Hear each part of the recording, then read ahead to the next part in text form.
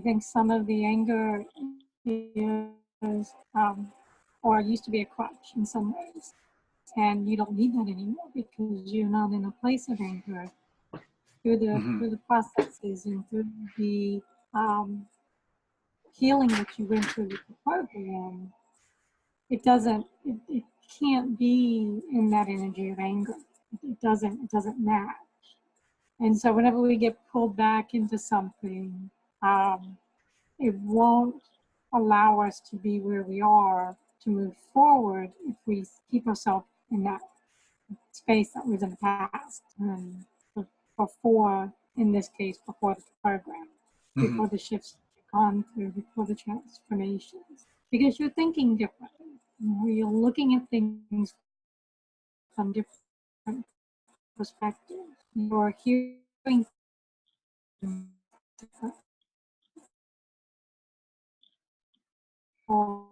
where I'm losing you again, Eileen. that's funny. So I said the word angry and it says my internet connection's unstable. And I just said the word anger. So, you know, anger is a when it's used for when it comes from a deep level, it doesn't necessarily help someone to move forward, but it can be used to engage the will in a positive way in order to create the changes and the shifts for a more positive experience. Because ultimately, I think you would agree with me that you want to have experiences where you feel good. Yeah, and I find those experiences for me to feel good are they're not big experiences anymore. You know, they're not grandiose experiences. I've had the big grandiose experiences, and those things don't, you know, they're cool. You know, the big, and for me, I guess I should explain what those grandiose are, you know, like, you know, performing in front of thousands of people, you know, touring and stuff like that. Those things were great. Okay. Now it's a lot more simple for me. A simple conversation, you know, going for a hike. It's really simple things now, you know, working on new videos. That stuff excites me, you know, not all the other things, those other materialism and all that stuff, because I guess because I've been there, done that, it's different, you know. Other things excite me, you know, and what I find is, and maybe you're right with the work, people are getting back a hold of me, want to reconnect with me, but they're realizing, you know, he's not the same. You know, they're asking about stuff, projects and stuff that we used to do, and I'm like, yeah, that's cool, but it's not me, you know. I get the feeling people want me to kind of be that old person, you know, but I'm not him, you know. Things are a lot more simple and just a lot more chill and a lot more relaxed. I'm not looking to make the big grandiose show, not making look the big check or anything. That's not my motivation now. My motivation now is keep it simple, keep it light, keep it chill. You know, that's more of my motivation. And I think right now there's so much emotion that's going on in today's society. And I think the emotion comes from everybody's being put in places that make them uncomfortable, you know, and people are saying things that are making other people uncomfortable, and they don't know how to react to it because it's something they've never felt. And what I've learned is you got to allow those people to feel uncomfortable. You know, and that's the only way, like you were talking earlier, that stretch, you know, you have to stretch a person out and allow them to feel uncomfortable. And what I've learned is for me to help people in that manner, sometimes it's just having my presence, and then to help them stretch is not having my presence, and allow them to, hey, if I can do this, you know, if I can do these type of things and go after these type of goals, you can do it. You know, you can do it too. You know, if I'm just a visual example, cool. But find your own path. I think that's what it is. You know, I've worked so hard with my channel and myself to brand myself as just being myself. You know, and if people like that, that's cool. You know, but I guess the whole point of what I'm trying to say is go ahead and be yourself. It's okay. You don't have to be like me. You don't have to be like anybody else. But it's okay to be yourself, and don't be afraid to do it. And then once you start doing it, you don't need confirmation from somebody else that you're doing it. Just continue to do it. you know. Well, I think you hit on something, the word afraid. I think people Mhm. are fearful because they don't know who they are. They don't know who they are without what they know, even if what they know and how they operate is uncomfortable or um, unhealthy. It's what they know. And so I feel that where you're going now is to show people and help them see that um, there's somebody underneath all that smoke and mirrors that they have for Mhm. themselves, and that's their authentic self, and that's the beauty of being able to move through that stretch and through that uncomfortable space. And you've done it for yourself, and now you're leading by example. And people will either follow you or walk beside you, or they're going to try to pull you down because they don't want it strong enough for themselves. And so they want to continue to be that energy vampire and take from you versus learning from you and taking what they see in you that they want and bringing it on for themselves. Mhm. And it's as a leader, it takes a certain amount of strength within the self to be able to stay above being pulled down and learn and knowing and learning how to transition someone from wanting to pull you down to come walk beside you. Let me show you Mhm. how. And that's what you're doing now. Yeah. So instead of you fumbling underneath everybody's pressure and taking and you depleting yourself, now you have that foundational strength through the different pies that we went through. So we've got the drive for growth, which you have, positive impact, which you're having tangible results for that. Your students now are telling you, I'm, I'm thinking you have said every time you teach now every week, someone is saying how much of a positive impact you're having on them, correct? Yeah, a student of mine just shared with me last week. Well, two of my students, which was very surprising. I had made this running joke about donuts in class, and one of my students came up to me in class, and she brought me a big old thing of donuts. And, I just started laughing, and she was just like, "This is for you, thank you. I heard your joke, and you wanted some donuts, and I wanted to show you that I'm working hard. So here's some donuts. If I bought some donuts, and you see I'm working hard." And I just chuckled because I was just joking, but she took it seriously, and I was like, wow. And then at the end of class, another student, she shared with me, and she was like, because of the work that I do in your class, it forces me to work harder in other classes. And she was afraid, and she was like, I was afraid of this class because I didn't think I could do it. But now I work hard in my other classes, so it's honestly, it's humbling to hear that, it's humbling to hear that. I guess just to let people know a little bit more of my philosophy, I never tended to be a leader. I never wanted to be a leader. I guess the best analogy to put it is, because I love the game of football so much, I just wanted to be a player on the field, but somehow I ended up being the quarterback. And every time I tried to, in the years I played football, I played other positions. I ended up, for some reason, being the quarterback. And as we know, the quarterback's the leader of the team. What he says goes. And there are times like, I don't want to be that person. There's times in life, I'm like, mm-mm. I've worked with some of my students who have other dance companies, okay? And they're the director. And I'm dancing for them.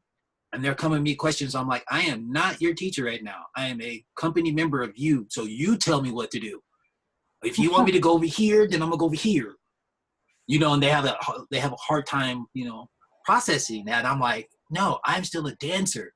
Just because you learned from me for a while, I'm still a dancer. I'm still a person who's training and learning. And I was learning their style and how they were doing things. And so it's like, oh, okay, I was learning from them.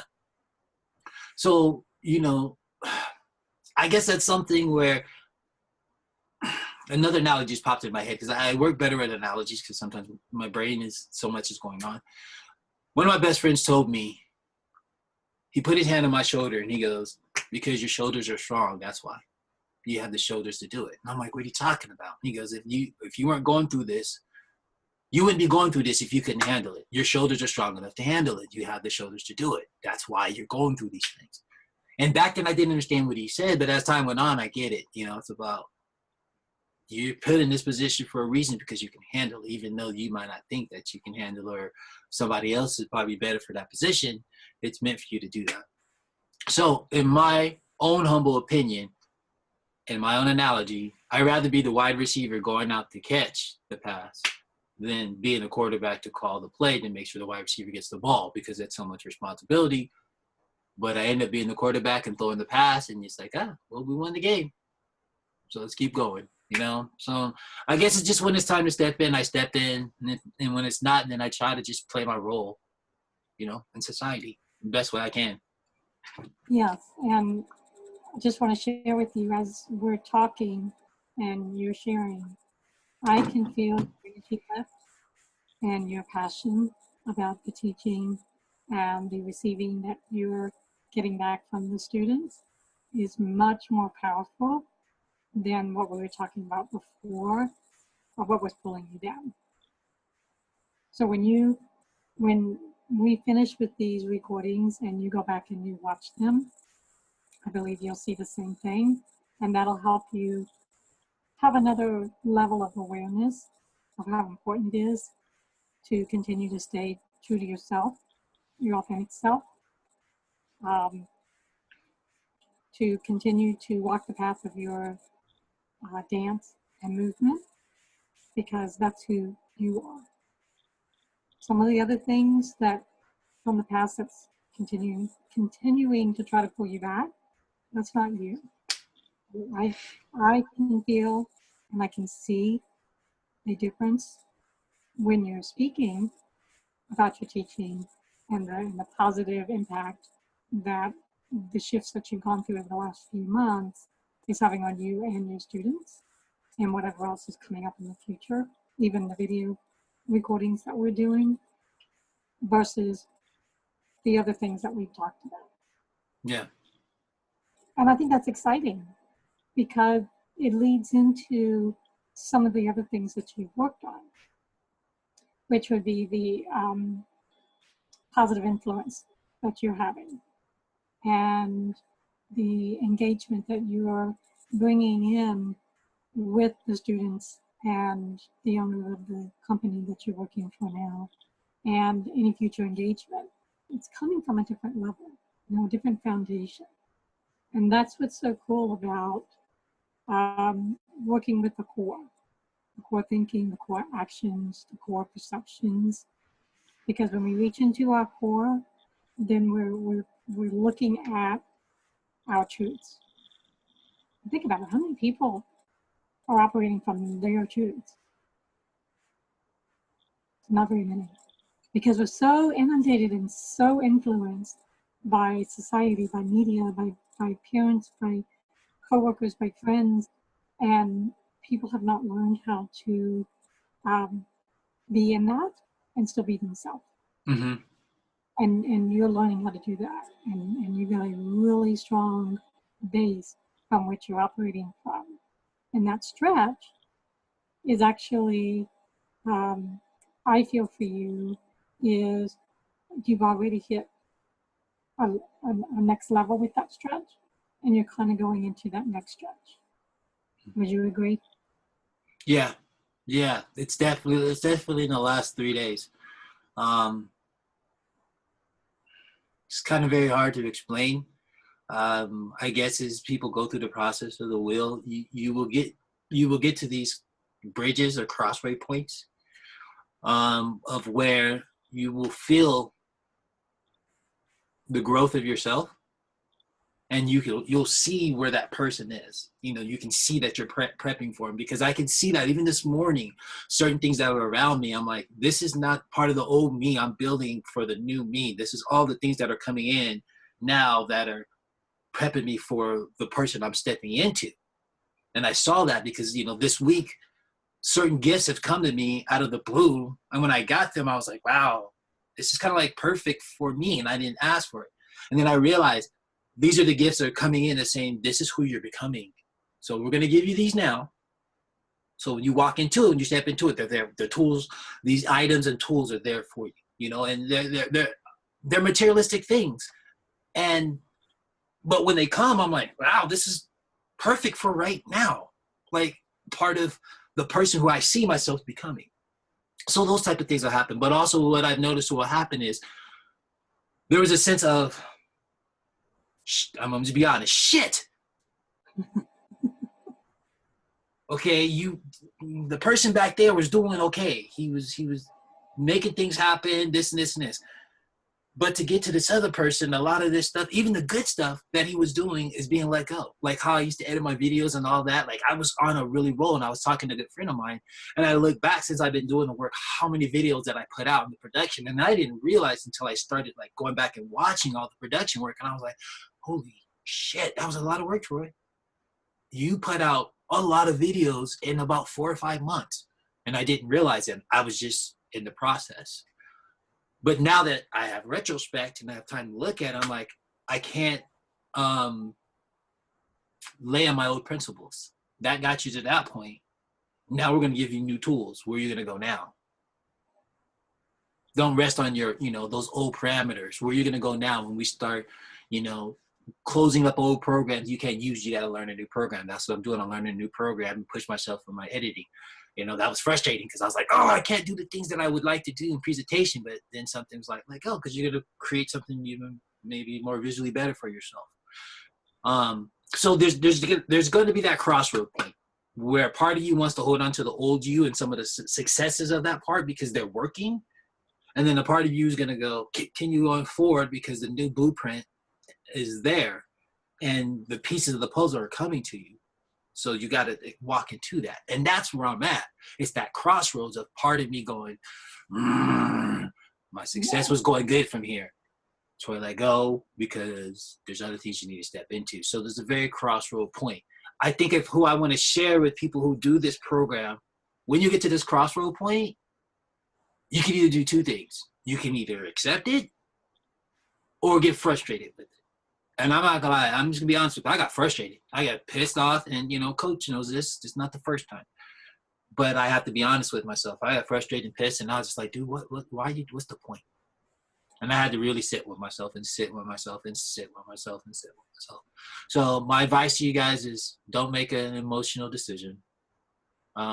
Let the energy and the tools run through you. Let the emotions run through you, especially as men. If any man's watching this, especially as men, let the emotions run through you. Let it, feel them, go through them. Because if you don't, it'll come back. That's where the disease comes from, the dis-ease within the body. You'll start to develop those things. But unless you just, you run through them, you feel them. If it's happy, sadness, joy, anger, whatever it is, just go through them. You'll feel much better once you get on the other side. You got to go into the pain. And that's what I did. I went into the pain and anger and frustration because I was a very angry man for a few days. And I just said, I'm going to close my mouth and be quiet. Just go through it. And part of what you've been going through, two words came to mind as you were sharing. A lot of what this blueprint program is about is it's test. It's you testing yourself to push yourself in that limit, to push the limits of that stretch. And through that testing, it's reprogramming. Mm-hmm. So it's kind of test, reprogram, okay? I reprogram, let's test, okay? I get through this, reprogram, test. And then as you're going through those processes, you're going through the stages of the growth and the and that pressure and that stretch to get yourself to that new level. And each stage, it's a sense of freedom.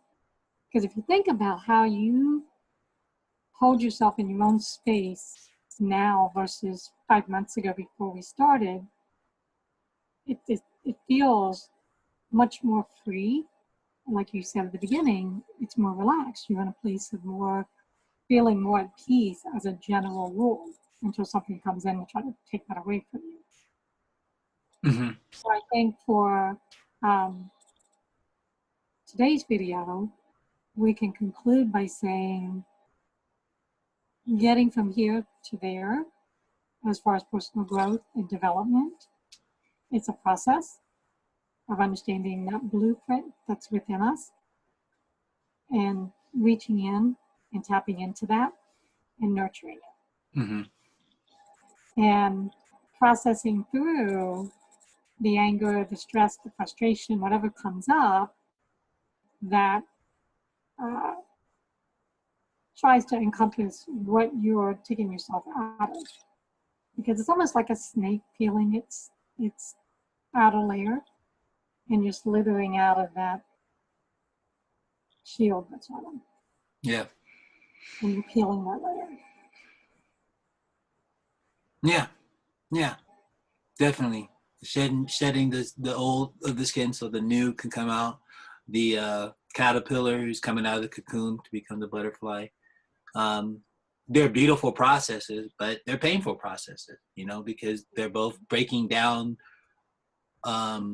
It's almost, it's a physical live living death that you have to go through. It's like all that has to kind of die out within you so this new can, you know, come in. It's like a changing of the season, and I think that's kind of par for course because right now, you know, in the northern, I guess, hemisphere, we're changing seasons. We're going into the fall, so maybe that's part of the shedding of the skin. You know, just I'm born in the fall. You know, my birthday's next month, so you go through that rebirthing process each year when your birthday time comes around, and you know, maybe this is part of that rebirthing process where I'm shedding that from last year to this new year. You know, if I look at this time last year compared to now, whoa, yeah, woo, a lot was going on this time last year where I was trying to, it was like survival mode. Oh, I gotta get here, I gotta move here, this is going down, all this stuff was just coming at me, you know, places to live, legal situations, just stuff was just being thrown at me, and I was in, you know, survival mode. I was just in survival mode. And now I'm not in survival mode. I'm in mode of, okay, you're good. You survived all that. You came out of it. You're good. And it's more of a rebuilding process. I know that's something that's going to be take time with me to get that defensive survival mode off of me because I've been in it for so long. That protective mode because because the stuff I've been through. But to release that and just let it go, you know, that's a process. And especially when you start shedding your skin, that survival mode comes up because it wants to protect you from, you know, the things that happen, you know, and it's like, I don't want that to happen anymore. So it'll come up to protect you, but you don't always need that, you know? And I'm learning that. I'm definitely learning that. It's easier to go into ego to be mad, but at the long run, it doesn't really serve you. You know, it's easy to escape. It's a very easy escape. Just get mad and throw yourself in the ego. But in the long run, you just get angry. You know, nothing's going to change. So, right. So, I think this last week for you has been a good aha in recognizing anger has its place, but it's not it doesn't belong if you're in a mental state of drive for growth and you want to be successful in whatever way success is recognized by you. Mm-hmm. So I would say part of the residual that occurs after someone completes the program is understanding that that drive for growth has certain elements that supports that authentic self, and then other elements that don't. And I think you've recognized this last week even more so. Mm-hmm. Anger in the way that you were presenting anger through yourself was not productive for you, or is not productive. And I think that's a really great awareness to be to acknowledge. So now, from now on, when you start to feel a sense of anger, you're now going to be able to look at it and say, is this going to be productive? Is this part of my drive for growth? Is this in alignment with my success? Yeah. Yeah. I heard something today was very profound, like about what you said, you know, like humans are one of the very few mammals on the planet that can sit back and observe our thoughts and our actions. You know, a lot of other animals and species just react off of their emotions and feelings. They just react to it. Where humans, we could, sit within ourselves, observe ourselves, watch the things we say, look back on the things that we did and go, ah. And so now I'm more of that back to that observing aspect of things instead of integrating myself into the fight, Now I'm just pulling back and look at things as this, just, okay, cool, And just let it. using the power of the pause. Mm-hmm. Silence to actually hear what the truth is, or to hear the true message, or the true gift that are for you. Well, this has been awesome. Yeah.